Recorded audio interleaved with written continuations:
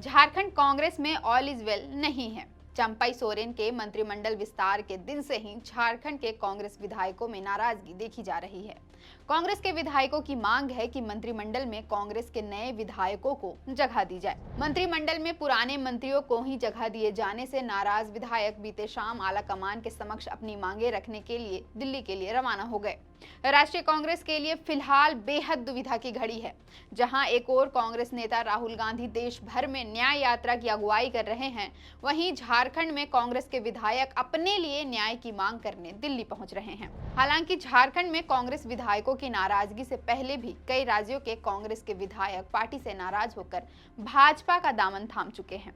ADR की report बताती है कि बीते 10 सालों में देश भर से कांग्रेस के 35% विधायक भाजपा में शामिल हो गए हैं। और न सिर्फ विधायक बल्कि वैसे नेता भी नाराज होकर कांग्रेस का हाथ छोड़ चुके हैं जिनके रगों में कांग्रेस का ही खून दौड़ता था।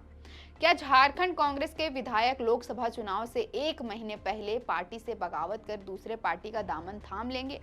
क्या पाला बदलने की तैयारी में है झारखंड कांग्रेस के विधायक? जानेंगे सब कुछ आज की इस वीडियो में, और साथ ही बात करेंगे कांग्रेस के किन दिग्गज नेताओं ने पार्टी से नाराज होकर भाजपा का दामन थाम लिया है। झारखंड कांग्रेस में नाराज चल रहे विधायकों में कुमार जयमंगल उर्फ अनूप सिंह, राजेश कच्छप, इरफान अंसारी, उमाशंकर अकेला, रामचंद्र सिंह, नमन विक्सल कोंगाड़ी, दीपिका पांडे सिंह, अंबा प्रसाद, सोनाराम सिंकू, शिल्पी नेहा तिर्की, भूषण बाड़ा और पूर्णिमा नीरज सिंह शामिल है।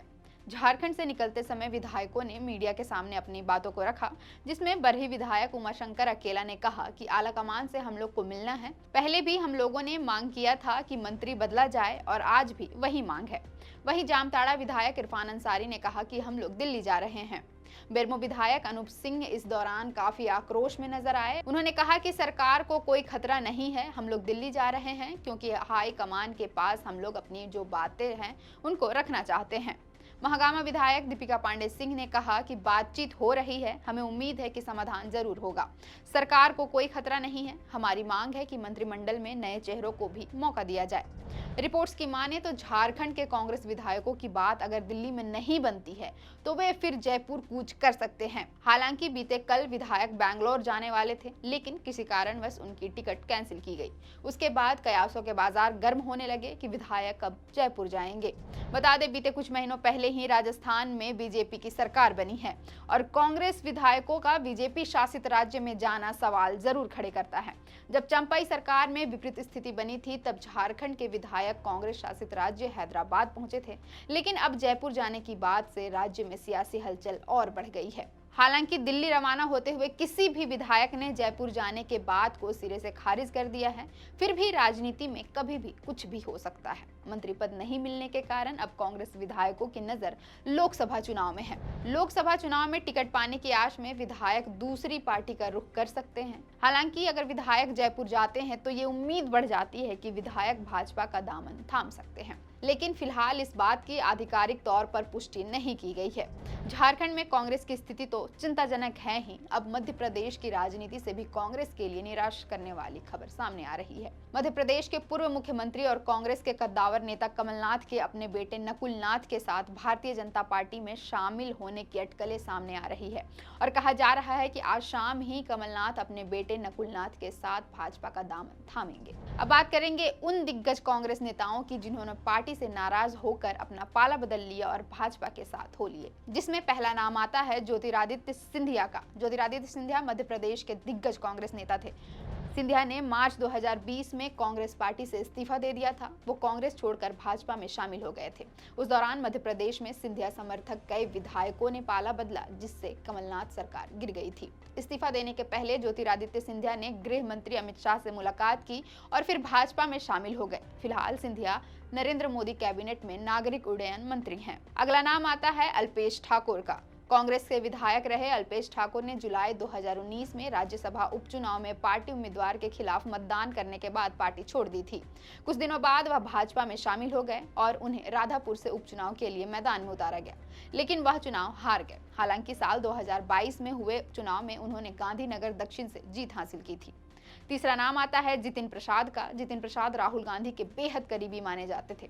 उन्होंने जून 2021 में कांग्रेस छोड़ दी थी। इसके बाद वो भाजपा में शामिल हो गए थे। उस दौरान वह यूपी के कांग्रेस के शीर्ष ब्राह्मण चेहरे थे। वह अभी योगी सरकार में मंत्री हैं। इन नामों में आरपीएन सिंह का भी नाम शामिल है। पूर्व केंद्रीय मंत्री आरपीएन सिंह जनवरी 2022 में कांग्रेस छोड़कर भाजपा में शामिल हो गए थे। उन्होंने उत्तर प्रदेश विधानसभा चुनाव से ठीक पहले पार्टी का साथ छोड़ दिया था। हाल ही में भाजपा ने उन्हें राज्यसभा चुनाव के लिए यूपी से अपना उम्मीदवार बनाया है।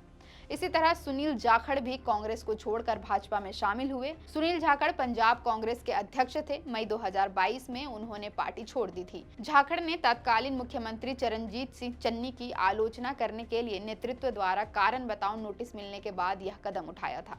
बाद में जाखड़ भाजपा में शामिल हो गए। वहीं जुलाई 2023 में भाजपा ने उन्हें पंजाब इकाई का प्रमुख बना दिया।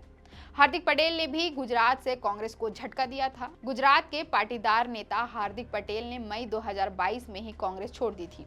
राहुल गांधी हार्दिक को 2019 में पार्टी में लेकर आए थे। हार्दिक पटेल ने अपने इस्तीफे में लिखा था कि पार्टी के ज्यादातर बड़े नेता अपने फोन में ही व्यस्त रहते हैं। त्यागपत्र देने के बाद वह भाजपा में शामिल हो गए थे। ऐसे ही अनिल एंटनी ने भी कांग्रेस से पाला बदलकर भाजपा के साथ चल दिए थे। कांग्रेस के दिग्गज नेता व पूर्व केंद्रीय मंत्री एके एंटनी के बेटे अनिल एंटनी ने जनवरी 2023 में पार्टी छोड़ दी थी। इसके बाद वह भाजपा में शामिल हो गए थे।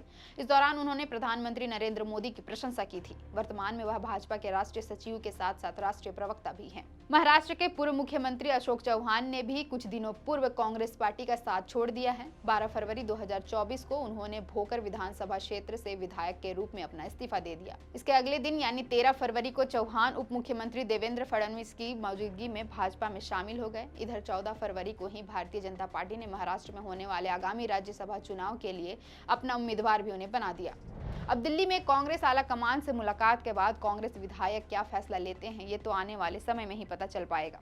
हालांकि उम्मीद जताई जा रही है कि नाराज विधायकों के मद्देनजर कांग्रेस एक बार फिर से झारखंड मंत्रिमंडल में फेरबदल कर सकती है। लेकिन अब अंतिम निर्णय क्या होगा, इसके लिए थोड़ा और इंतजार करना होगा। फिलहाल के लिए इतना ही। देखते रहें द फोर्थ पिलर .न्यूज। अगर आप चाहते हैं कि हमारे वीडियोस का नोटिफिकेशन आपको बिना देरी के मिलता रहे, तो आप इस चैनल को फॉलो और सब्सक्राइब जरूर कर लें।